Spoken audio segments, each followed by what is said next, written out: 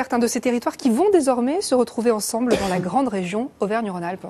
Oui, effectivement, après les baronnies dans la Drôme, le Bourbonnais dans l'Allier et le Cher, eh bien, nous vous emmenons ce soir dans la vallée de l'Arve en Haute-Savoie qui restera l'un des principaux pôles industriels de la future grande région. Denis Vigneaud-Duguet, Dominique Sommet. La vallée de l'Arve doit son nom à la rivière qui la baigne. Elle s'étend des portes de Genève jusqu'au pied du Mont Blanc. Ce territoire regroupe les 2/3 de la production française de pièces mécaniques destinées le plus souvent au secteur automobile ainsi qu'aux biens d'équipement. 65% du décolletage français est fabriqué ici. Salon découverte à La Roche-sur-Foron. Ce fabricant de robots industriels au Savoyard est présent à Faverges depuis 1909. Leader mondial, il fait travailler près de 2000 personnes dans la vallée. Il constitue le parfait exemple de la réussite de ce secteur industriel où le maillage joue désormais un rôle essentiel. Aujourd'hui, l'autre n'est plus forcément un concurrent. Il peut même devenir un partenaire. Effectivement, il faut jouer collectif au niveau de cette grande région. Mais il faut également que la région s'appuie sur les écosystèmes, que les écosystèmes continuent à exister, soient au contraire des locomotives pour la région. Par exemple, au titre de Pôle Mont-Blanc Industrie, nous avons noué une alliance avec le cluster Auvergne Efficience Industrielle à Clermont-Ferrand.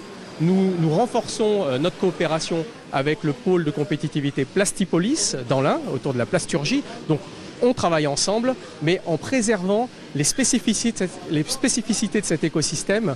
Et je pense que c'est vraiment le rôle d'animation de proximité qui nous permet d'avoir finalement de la performance. La vallée de l'Arve compte aujourd'hui plus de 600 entreprises performantes, non seulement au niveau régional, mais surtout au plan mondial. Certaines, comme Antogir, ont su s'adapter et évoluer pour passer du statut de petite entreprise familiale à celui de leader mondial. Premier acteur de l'implantologie dentaire, cette société de Sallanches réalise plus de la moitié de son chiffre d'affaires hors frontières, mais sa réussite bénéficie à la fois au pays, à la région et à la vallée.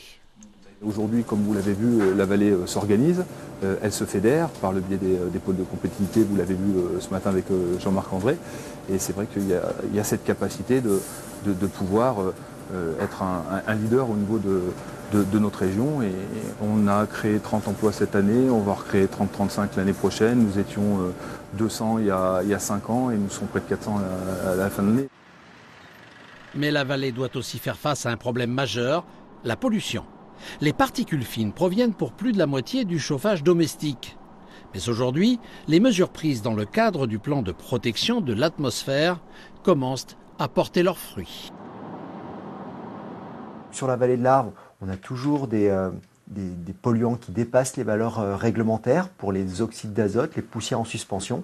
Malgré tout, il y a une amélioration de la situation puisqu'on a une baisse de l'ordre de 20% des concentrations sur une dizaine d'années de recul que l'on a maintenant.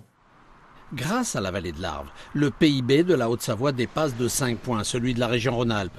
Véritable locomotive économique, le secteur du décolletage s'est doté en outre depuis 2011 d'un plan stratégique qui vise à développer le chiffre d'affaires de 2 à 3 milliards d'euros d'ici 2020.